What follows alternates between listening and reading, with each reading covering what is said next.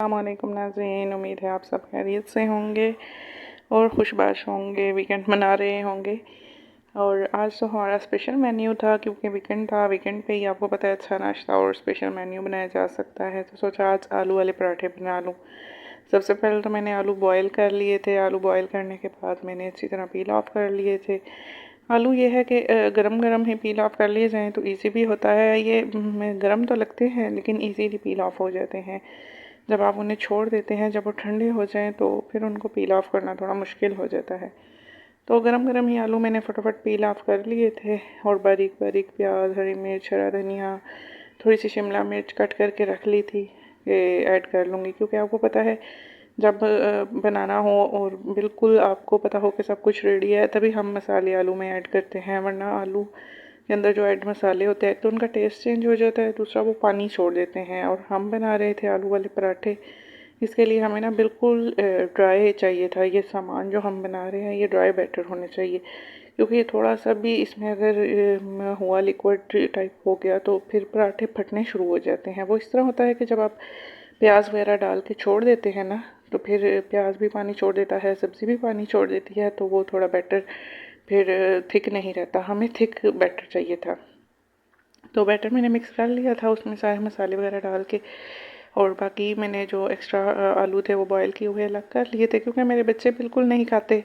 मेरा बेटा तो कहता है उसको अगर कटलेट्स वगैरह दें या ऐसी कोई चीज़, ये क्या किया है, आलू में पौधे डाल दिए हैं, ये डाल दिया है। उनको मैं अगर आलू वाला पराठा दूँ तो जस्ट सिर्फ साल्ट डालती हूँ और कुछ भी नहीं।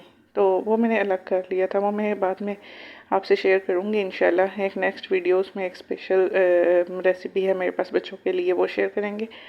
लेकिन आज तो हमारा था आलू के पराठों का प्रोग्राम। तो ये आप देख रहे हैं मैंने इसमें धनिया, मिर्चें, पुदीना भी थोड़ा सा डाला था और प्याज और शिमला मिर्च, ये सब चीज़ें डाल के मैंने ऐड कर ली थी। अच्छा जी, आपने सबसे पहले ना छोटे छोटे से पेड़े लेने हैं, बिल्कुल छोटे छोटे। आप देख रहे होंगे मेरे पेड़ों का साइज़, क्योंकि आपने ऐसा एस्टिमेट रखना है कि आप ये समझ लें कि जैसे एक पेड़े में से दो पेड़े, आपकी रोटी का जो साइज़ होता है ना उसमें से एक पेड़े के आपने दो पार्ट्स कर लेने हैं। क्योंकि एक पार्ट हम बेल के रख लेंगे, इसके ऊपर हम मसाला लगाएंगे, फिर उसके ऊपर दूसरी रोटी डालेंगे। इसलिए आपने एक पेड़े की दो एग्जाम मतलब दो हिस्सों में डिवाइड कर लेना है। तो छोटी छोटी सी रोटियां मैंने बेल ली थी। छोटे छोटे पेड़े पहले बना के उनको थोड़ा टाइम दिया था, इतने में मैंने दूसरे चूल्हे पे चाय वगैरह रख दी थी और छोटी छोटी रोटियां मैंने दो बेल ली। थोड़ा सा मिनट में मैंने ऑयल ग्रीस किया था। तो अब मैंने ये आप देख रहे हैं सामान जो बनाया हुआ था आलू वाला, वो इसके ऊपर स्प्रेड कर दिया था। अच्छा, ये कोशिश करें कि आलू का ना कोई भी टुकड़ा मोटा ना हो, क्योंकि फिर ये रोटी को फाड़ता है। रोटी ये जो है वो बारीक सी बेली हुई थी, इसलिए आलू अच्छी तरह श्रेड होना ज़रूरी होता है आलू का। तो ऊपर मैंने दूसरी रोटी रख दी थी। इस स्टेप के बाद आपने कोशिश करनी है कि बेलन इस्तेमाल ना करें। अगर आप बेलन इस्तेमाल करते हैं तो बिल्कुल ऐसी स्टेज पे करें या ऐसे तरीके से करें कि आपकी रोटी फटे ना। मैंने हाथ से ही थोड़ा रोटी को मज़ीद झाड़ लिया था, उससे रोटी का साइज़ थोड़ा बढ़ गया था। ये आप देख सकते हैं, मैंने रोटी तवे पे डाल दी थी। तवा पहले से गर्म था, उस पर थोड़ा सा मैंने घी डाल के तो ग्रीसी सा कर लिया था तवे को। ज़्यादा हमने अभी ऑयल नहीं लगाया, क्योंकि मैं आपको पिछली वीडियो में भी बता चुकी हूँ अल्हम्दुलिल्लाह मेरी वो वीडियो बहुत अच्छी गई, आप सब ने बहुत पसंद की, बहुत से लोगों ने देखी लच्छेदार पराठे वाली। अगर आप मेरे चैनल पे नए हैं तो लाइक और सब्सक्राइब लाजमी कर दिया करें। कमेंट सेक्शन में आके हमसे लाजमी जो क्वेश्चन जो बात आप पूछना चाहते हैं वो पूछ लिया करें, और चैनल को लाइक और सब्सक्राइब करना मत भूला करें। लास्ट वीडियो पे मेरे बहुत अच्छे व्यूज़ आए हैं।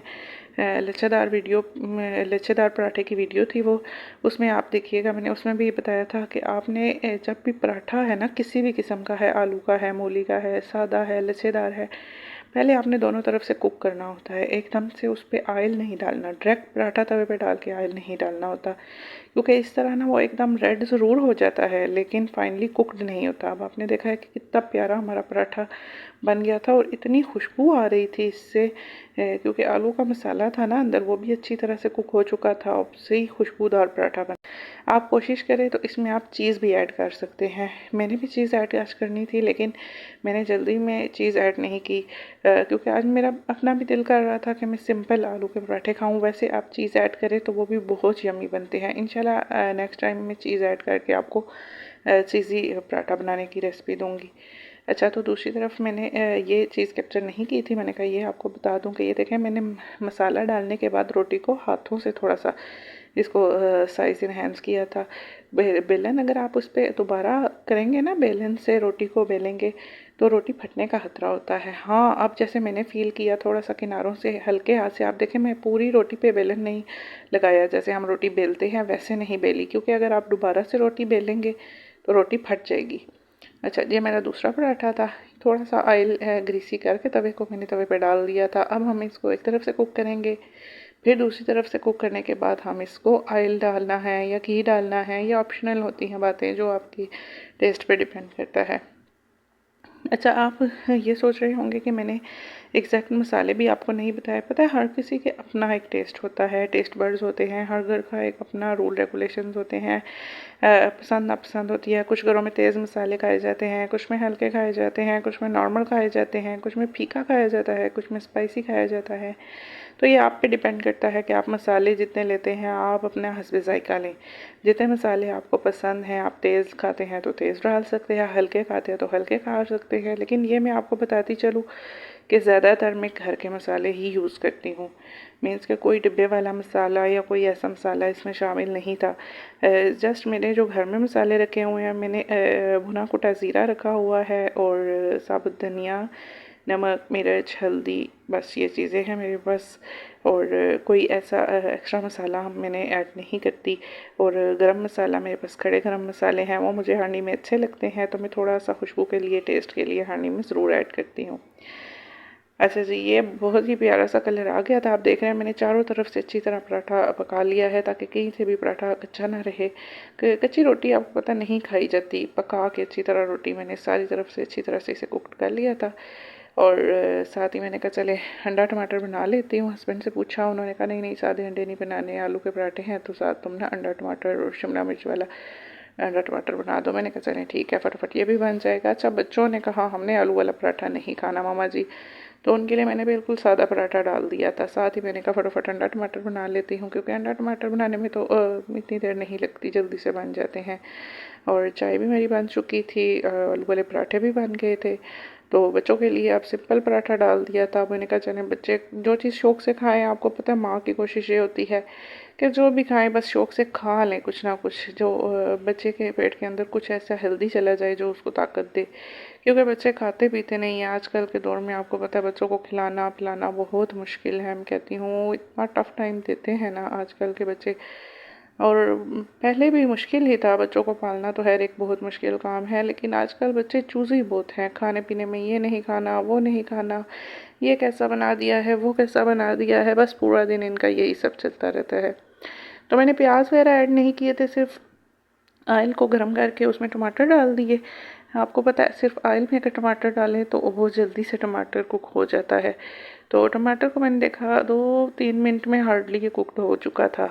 हाँ बिल्कुल, इतनी जल्दी तो कुक हो गया था। फिर मैंने देखा कि टमाटर तकरीबन हो गया है, तो फिर मैंने इसके साथ ही शिमला मिर्च ऐड कर दी थी, ताकि शिमला मिर्च भी थोड़ी सी पक जाए अच्छी तरह ना। जितनी देर में मैं इसके वो धनिया पुदीना वगैरह कट कर रही थी, मैंने थोड़ा सा धनिया साथ ही ऐड कर लिया था और बाकी मैंने गार्निशिंग के लिए रखा था। फिर मैंने घर के मसाले थोड़े से इसमें ऐड किए थे, सिर्फ सादी मैंने लाल मिर्च इसमें ऐड कर ली थी, सादी लाल मिर्च, नमक और थोड़ा सा ज़ीरा पाउडर, सॉरी, और कुछ भी मैंने इसमें ऐड नहीं किया था।